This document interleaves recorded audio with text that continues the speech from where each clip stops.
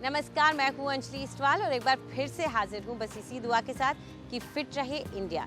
हम लोग अक्सर मानते हैं कि चिंताएं, दुख, दर्द ये तो हम लोगों को ही होता है, यानी कि वयस्कों को ही होता है। बच्चों को आखिर किस बात की फिक्र है, क्या चिंता है, उन्हें डिप्रेशन आखिर क्यों होगा?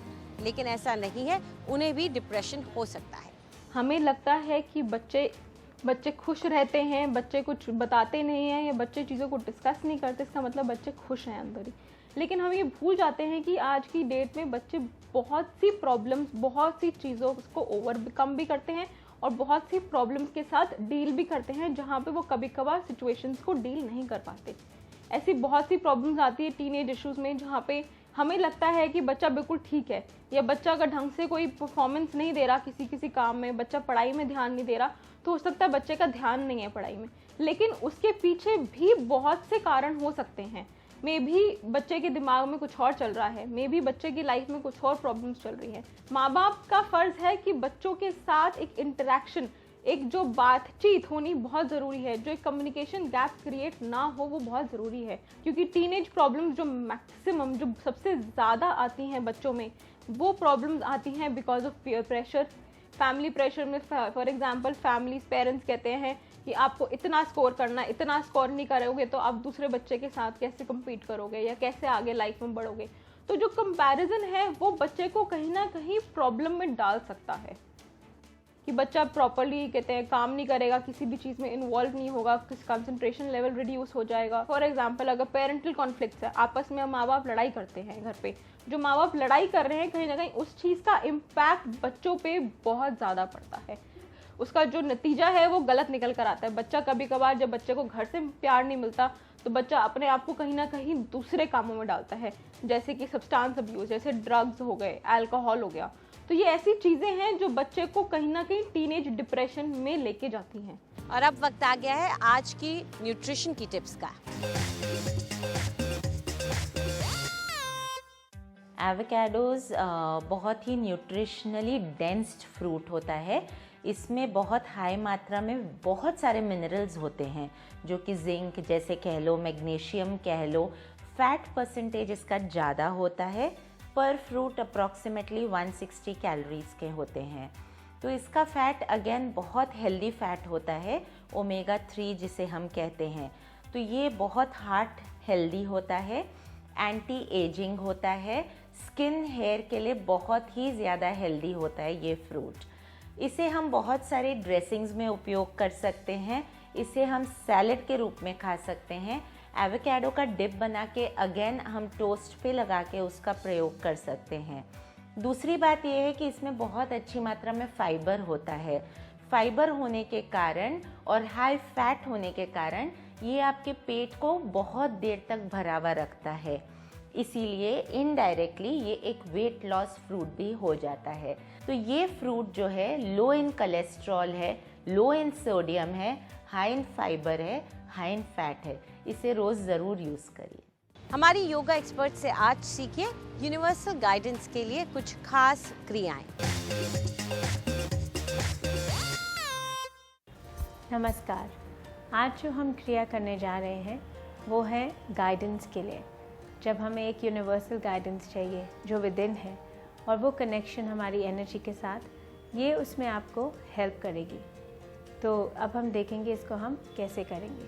आप सबसे पहले अपने एल्बोज़ को इस तरीके से पकड़ेंगे और अपने हाथों को ऐसे सामने लेके आएंगे। यहाँ पे हम सांस लेंगे।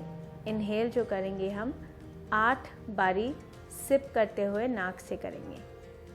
उसके बाद हम सांस को होल्ड करते हुए अपनी बॉडी को ऐसे लेफ़्ट राइट मूव करेंगे। फिर जितना देर हम कर सके करेंगे। फिर वापस एक्सेल के टाइम हम अपने हाथ ज्ञान मुद्रा में लेके आएंगे। तो ये 3 पार्ट्स हैं, मैं आपको दिखाऊंगी करके और आप इसको साथ में करें। पहले एल्बोज़ पकड़ेंगे, शुरू करेंगे और अब हमने इनहेल करना है 8 टाइम्स। 8th टाइम तक हम पूरा सांस लेंगे और फिर होल्ड करते हुए बॉडी मूव करेंगे।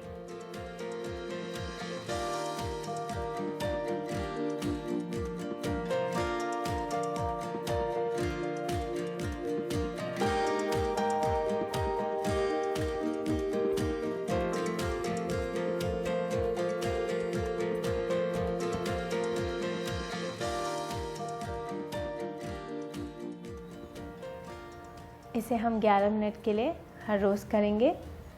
और आज के लिए इतना ही। नमस्कार। हमारी ब्यूटी एक्सपर्ट से जानिए किस तरह से आप अपने बालों में डालें नई जान।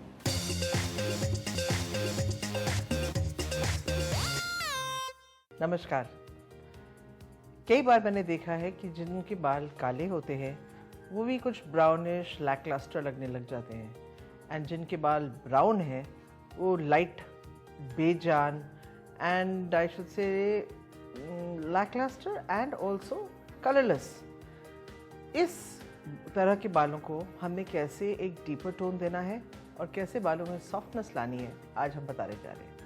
इसके लिए आपको 2 इंग्रेडिएंट्स चाहिए। अगेन वेरी इजी, थोड़ा सा पानी, क्योंकि हम बनाने जा रहे हैं एक नेचुरल हेयर रिंस। और इसमें हम डालेंगे 3-4 दालचीनी। इसको गैस पे रख के हमने पकाना है। I think this needs little bit more of water, enough water say about 200 ml के करीब, ताकि ये धीरे धीरे दालचीनी जो है ये पकने लग जाए। इसको हम ढक लेते हैं ताकि जल्दी हो जाए। सिनेमन की एक खासियत है कि उसमें एक नेचुरल कलर है जिससे वो आपके जो बालों का कलर है उसको एक डीप टोन देता है। So wait and see the magic happening. और अब आप देखेंगे कि हमारा जो दालचीनी का पानी है it's been simmering for at least 15 to 20 minutes, and इसको हम आपको छान के दिखाएंगे कि what a beautiful colour it is. एक सीक्रेट बताऊंगी कि दालचीनी का जो पानी है it's a wonderful sort of drink to have to lose weight. Actually, we don't even need to strain it because अगर वो आ भी जाता है, ये आप देखिए what a lovely color.